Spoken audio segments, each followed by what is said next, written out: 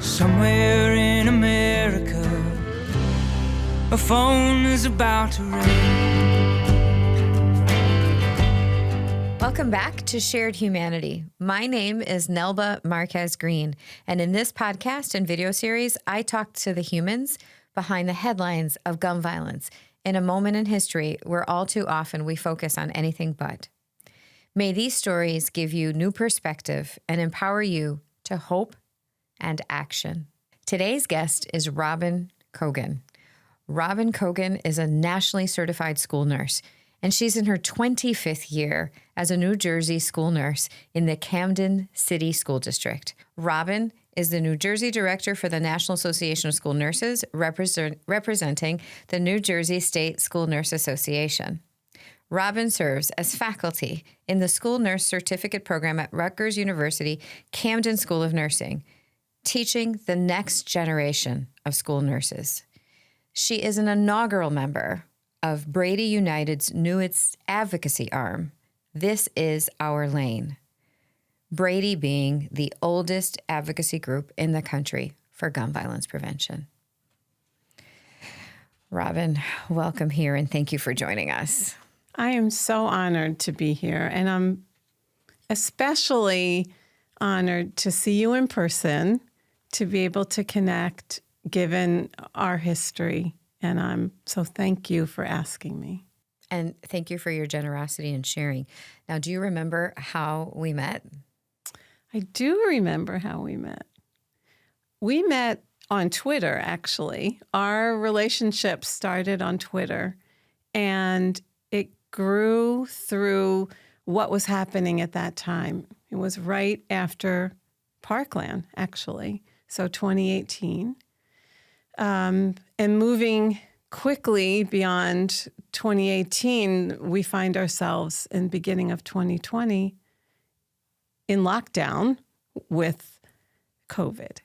And so our worlds overlapped many times during that very difficult transition. And all of that time, I looked to you for somebody who I could really be honest with and try to understand.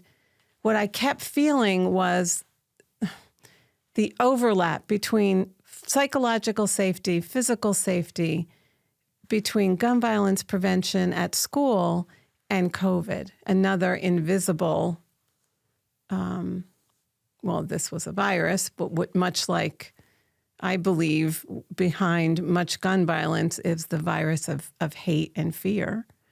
And anyway, we were able to get through some of these really difficult times. Through the power of connection. Through connecting, yeah. And even though I was connected to you, I knew your advocacy voice in the space of public health. I didn't know many aspects of your personal story. So I deeply admired your advocacy for children and safety. I deeply admired the positions that you took around the intersection of school safety and gun violence prevention and different unique ways we can talk about that. And then later when it came to COVID. So we transitioned to 2020 and every parent has to make a decision. Do we return our children to school? And I reach out to you through DM over Twitter and I say, Robin, I only have one child left. Can you help me decide if returning a child to school is the best decision or not? And I never thought I'd hear from you. It was a Hail Mary pass at a woman I'd only known online, and you responded right away. And not only did you respond right away, you said, I think I can call some friends. And one of the friends that you called was actually Dean Megan Rennie. And that's who was not the dean at the time. Who was not the dean at the time, right. She was a woman also working at this intersection of multiple issues that were impacting families, gun violence, COVID, and a whole bunch of other things. And this is where this coalition, begins. And you were actually super helpful at helping me frame what some of the risks and some of the protections, right? You asked, Well, what is Isaiah's school doing? What are some of the safety precautions? Our relationship and the ability to connect helped me think through. You gave me information. We had a connection I trusted, and you pushed me to think. And you introduced me to other people. So there was this network. And despite knowing your advocacy voice, what I later became familiar with was that there was a real deep pain voice and that I didn't know. And part of the reason I asked you here was to discuss at your whatever measure you're comfortable with, how you came to be the person you are that is in this advocacy space. And that stems from tragedy, kind of like my own. You know, I find that most people who are working in gun violence advocacy have a deeply personal reason in addition to a professional reason. And I am no different in that regard. But my deeply personal reason goes back way before I was born. It's a generation before me.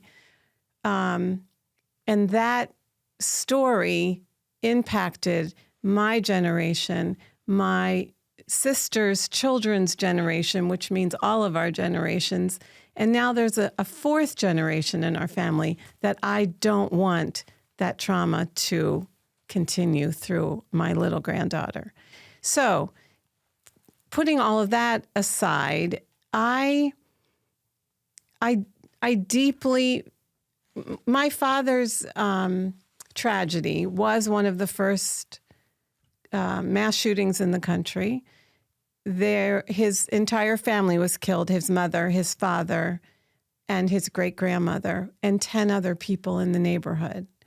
My dad used to describe it prior to the event as living on Sesame Street. You know, there was the barber, the baker, the insurance man. My grandfather was a pharmacist. And that got shattered in 1949 when my dad was 12 years old. It's also the same city where I work as a school nurse. I've been a nurse for 40 years. This is my 24th year as a school nurse, going into my 25th.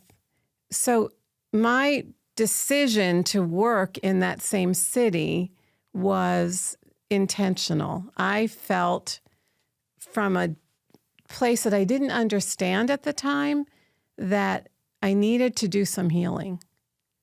Not necessarily, I don't know what was going to happen community-wise, because truthfully, I don't reflect the community, the students that I serve.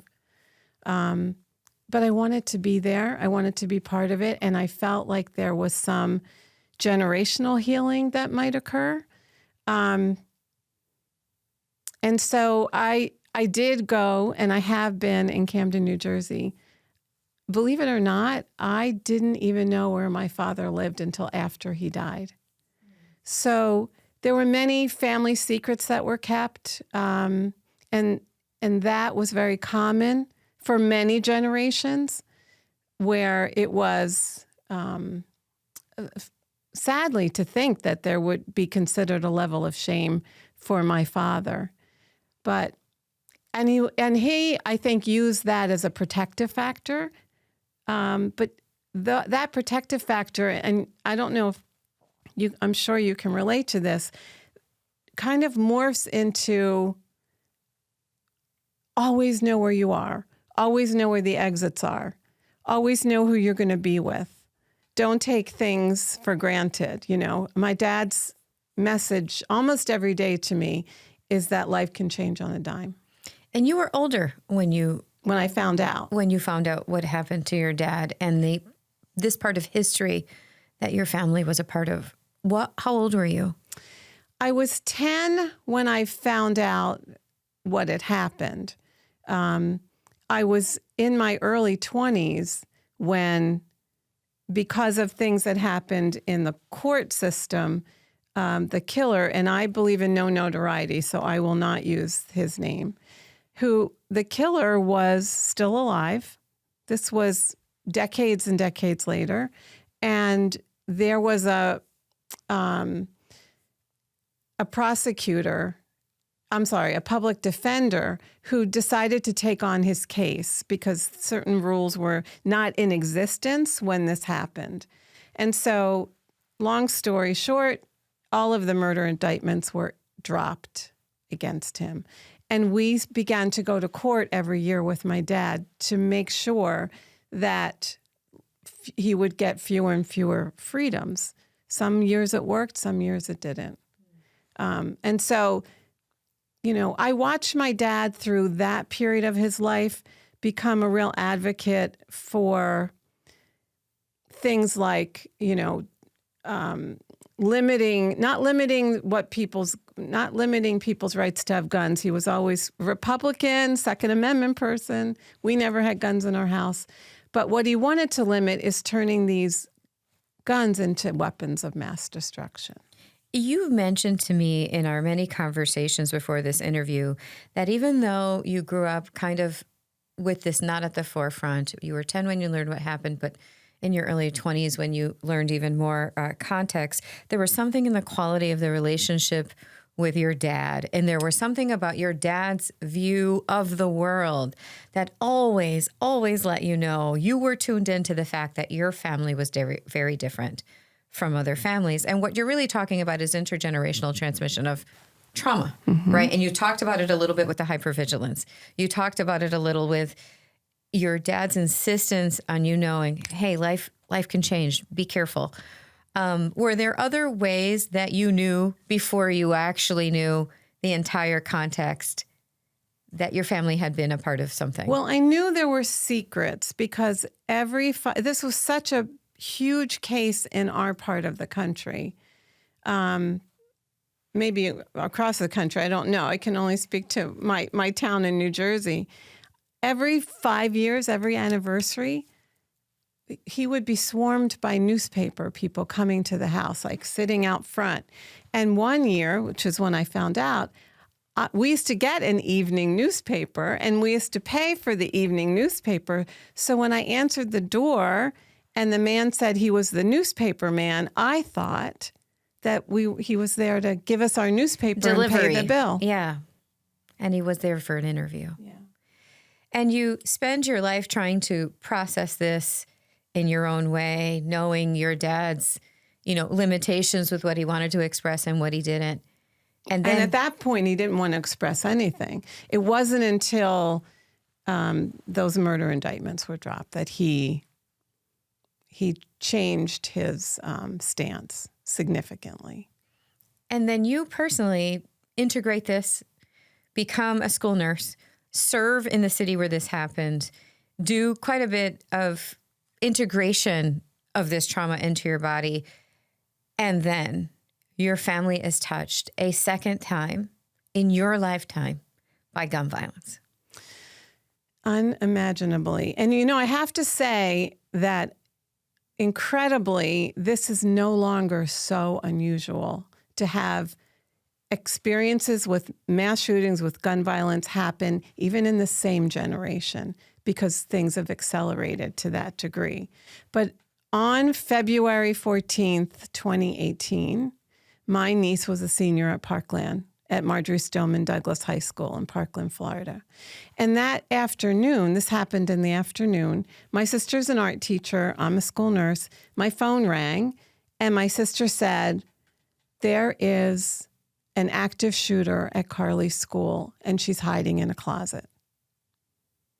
And, it was so hard to process, but I immediately turned on the phone on, connections on my television. My sister, as we've seen over and over again, was standing behind the yellow line, waiting for her daughter to be released by the SWAT team. Right. 60 years after. It's almost 70 years. Almost 70 years after the tragedy that impacted so many people in your family and community. Came again in Parkland, Florida, to your family in a different way. You talk about this not changing your activism because you were already a spokesperson for public health and for good, but this did do something different. Can you talk to us about how it changed you? this it did open an activism portal in my brain, because how can you reconcile two horrific tragedies over multiple generations and nothing has changed? In fact, things have gotten more intense. And so I said to my sister that day on the phone while we're both waiting for my niece to be released, I have to do everything in my power. I will never forget this. I have to do everything in my power to address this through a public health lens. There has to be another way. Law enforcement has its place, but that's not prevention. And so as a nurse, as a public health person, as a school nurse, I just knew that I had no other choice. I mean, we have to take action. Let's talk about that a little bit, because when I would guess, and I could be wrong, and I am wrong a lot, but I would guess that when people are thinking about public health voices, they're not often linking a public health advocate or role to the school nurse. When people think of school nurses, typically they think of eye exams. Back in the day, I remember you have to bend over like this so they can check for scoliosis. Eye exams, colds, and fevers. Tell me about the critical role school nurses play in public health information dissemination and advocacy. So we are the front line of health in schools. We are the chief wellness officers in our buildings. We may not have that title. That's another issue that I would love to talk to you about one day. But we are sometimes the only healthcare providers our kids see. We are that link between school and home. When we are often the first ones to find out a student is pregnant.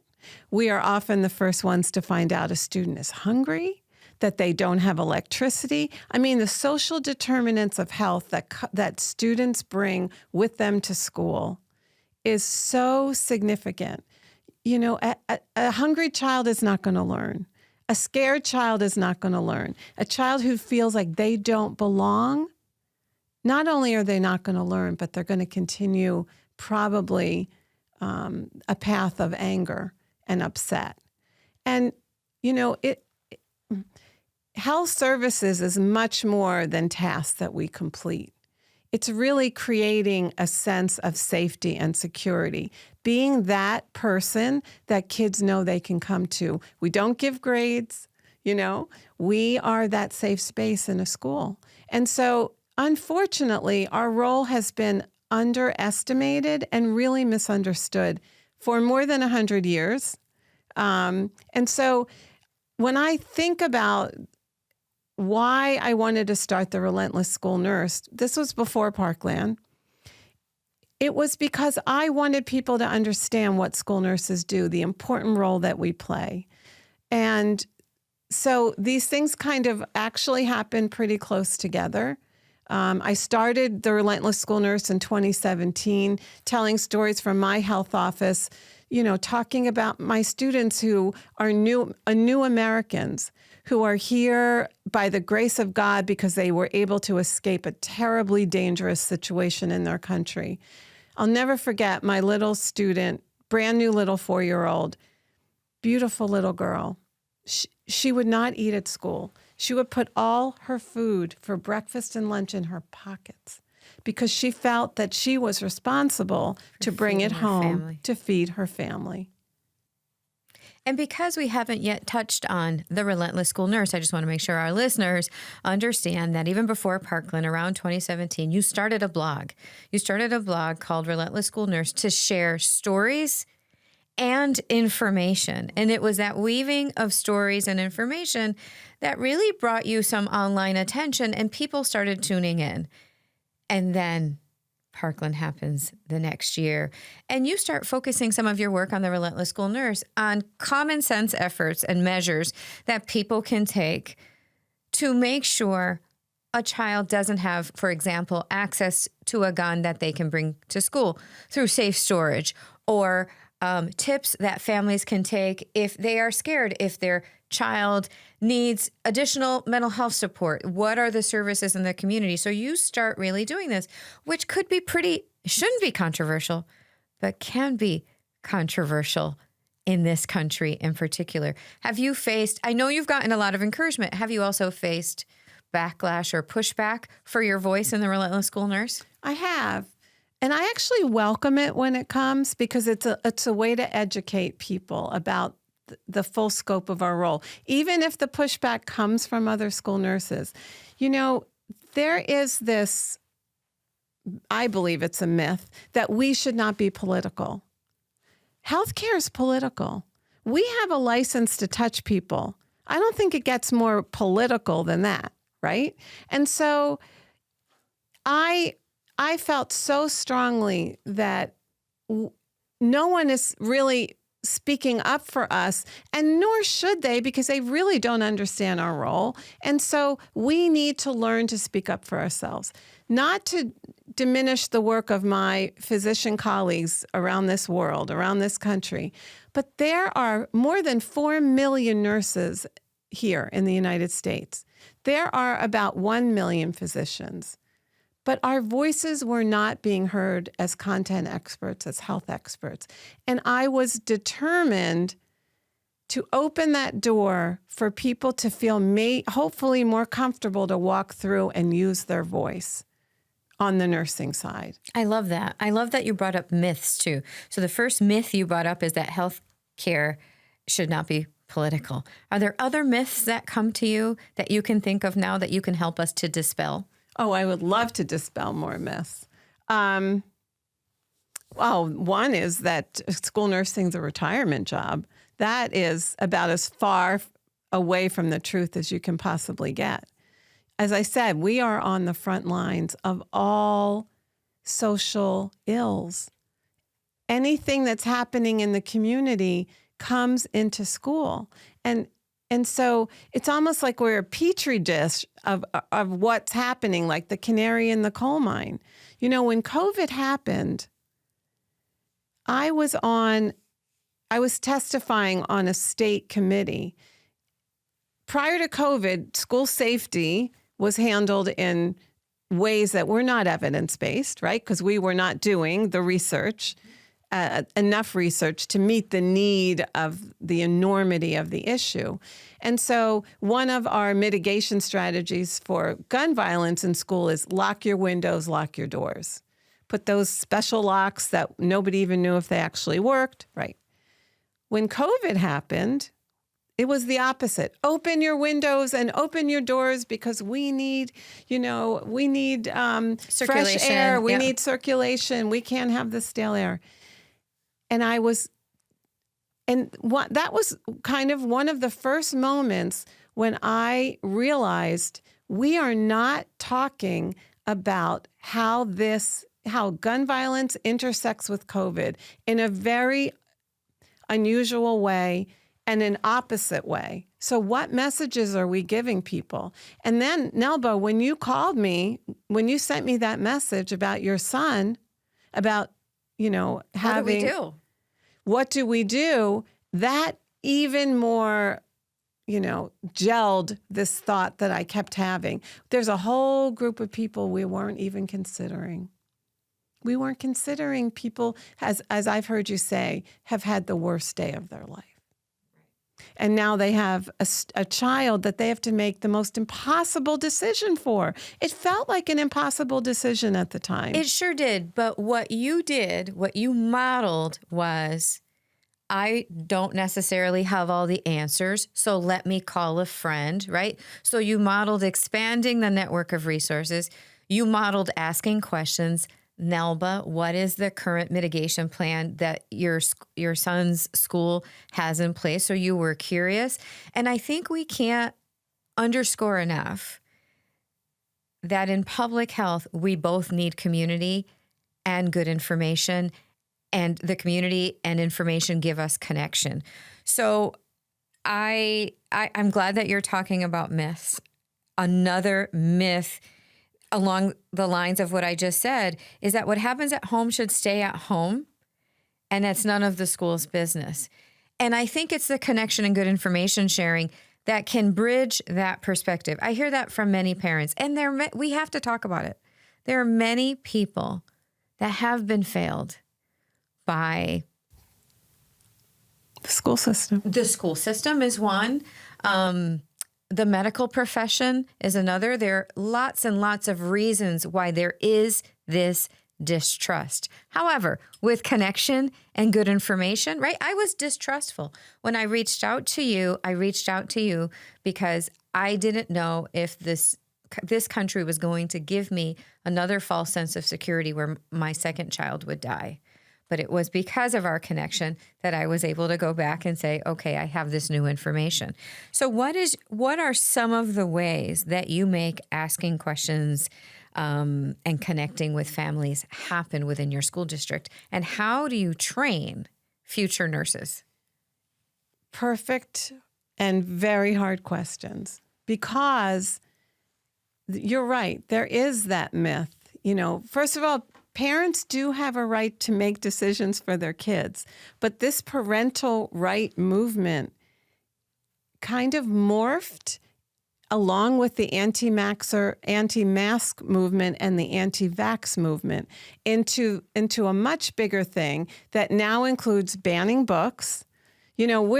We are at a really complicated place in our country. And it's that question between individual rights and collective good. Yeah. Right? So when I reached out to you, I was in an individual place, and you focused me back on good information and collective good. That you reminded me I had to weigh my son's mental health also, right? If keeping Isaiah at home, I remember you asked me, isolated, is that going to, and it was a question many parents and caregivers across the country had to ask themselves, because what we saw were huge increases in mental health distress. And that has not dissipated. It hasn't. We have seen an increase in mental health distress. Our local emergency rooms are still full. Yeah. Yeah. And we have children coming in who were born during that time, who were not necessarily experienced social interaction. I mean, it was more than a moment in time. It's more like a decade in time. It's changed it. But I'm not going to let you get away with not answering the question. How do we increase the trust between parents and caregivers at home who are saying, hey, my kid, my choice, my family, not anyone else's business, and people on the other side who are like, look, we just want to help, and we can point you in the direction of data. How do we increase that trust? It is a relationship building exercise that takes time. I think what happens in communities like the one I serve are sometimes people come in to want to do all this good and they disappear. I think it's the consistency. It's building those relationships over time. And it doesn't happen quickly. If those relationships already exist, they're challenged enough during a time like COVID. Right. And so understanding that there is, there's this term now in school, the culture and the climate of school. It's really, do I feel like I belong? Does my child feel like they belong? Does somebody see me? Does somebody see my child? Yeah. Is there one person in that building that I can trust? I say all the time, and I'll say it again here, that one of the most important interventions that Newtown did for sibling survivors, at least from my perspective, was assign us one person who was the homeschool link.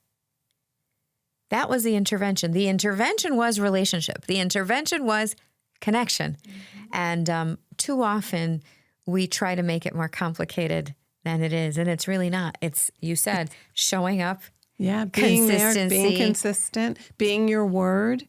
Honoring your word, giving waiting for that opportunity to give that information when it can be received, and knowing when to back down. And asking questions, and then really listening, try to understand what is underneath is usually fear, distrust. And we can get through this, but I think what's happening now is we seem to be under assault from all different ways. I mean, public health and public schools are really struggling right now. And so, but I am a person that believes in hope.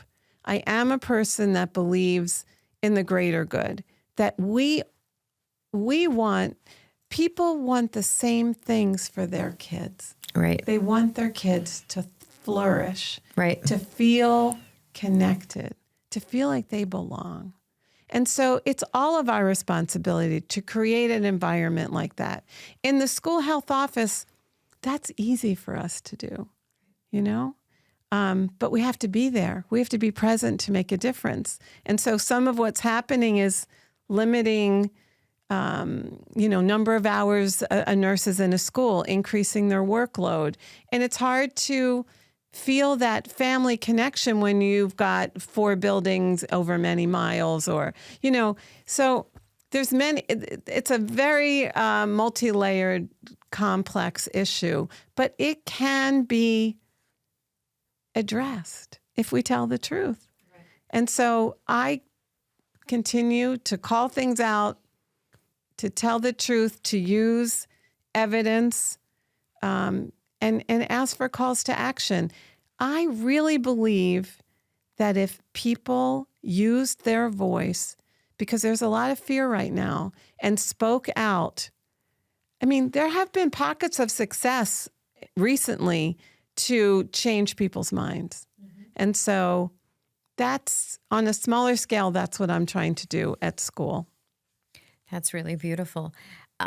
As a public health advocate and officer, someone who works in public schools, someone who is a mother, a grandmother, if you had to list, not to put you on the spot, but I'm going to, your top 5 tips for parents and caregivers on young people in safety, what would they be? Well, number one is, first of all, people have the right to own a gun. I'm never going to question that. But there is a responsibility to store it securely, because we know kids know where things are. Right. Kids, they know where all presents are. They know where things are hidden. When it comes to guns, they also know. And no matter what the parent believes, the data, the studies show that you can teach a kid, you can talk to a kid. They still are curious. And so you really need, it's simple, separate the ammunition from the weapon.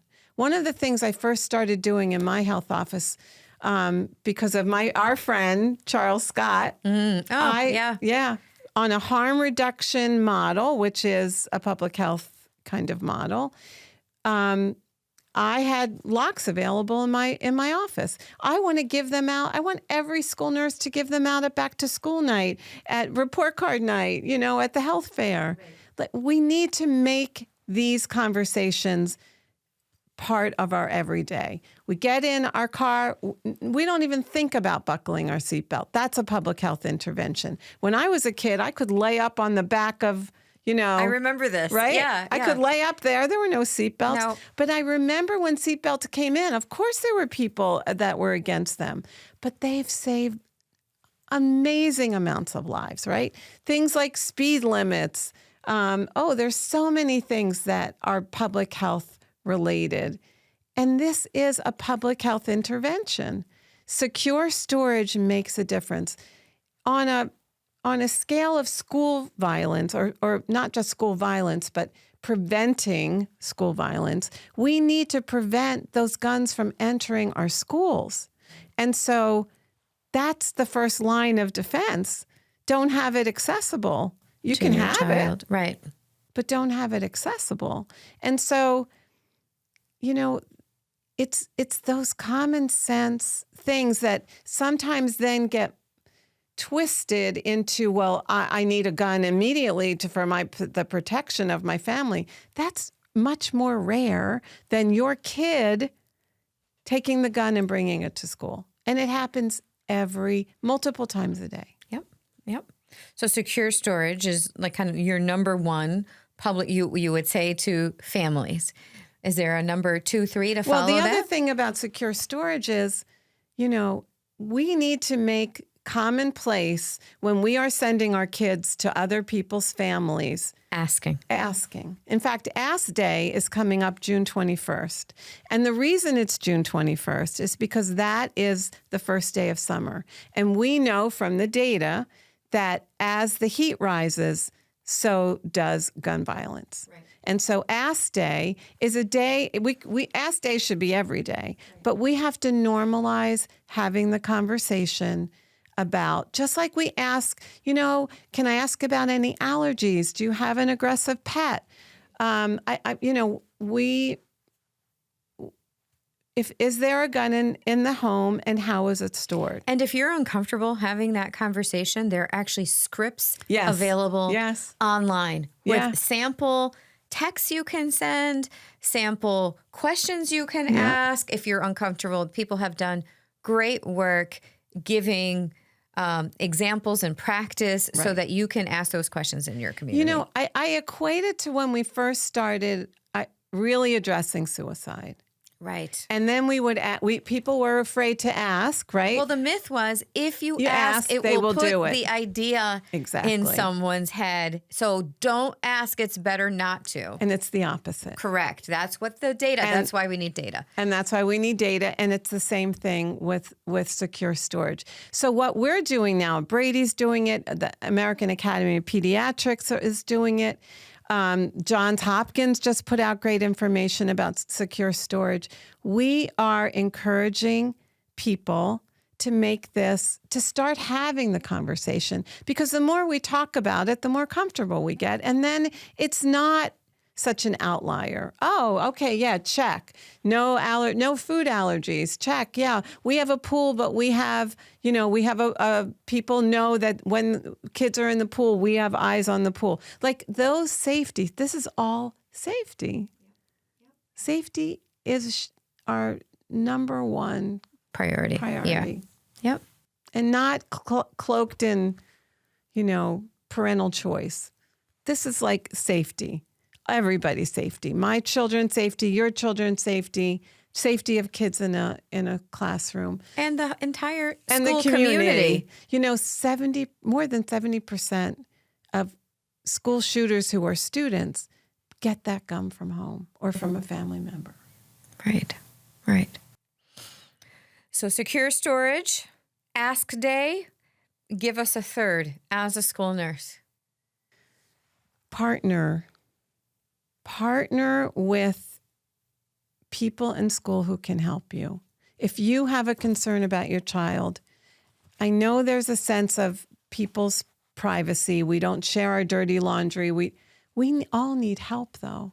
And what's happening at home, I'm telling you, is happening in school.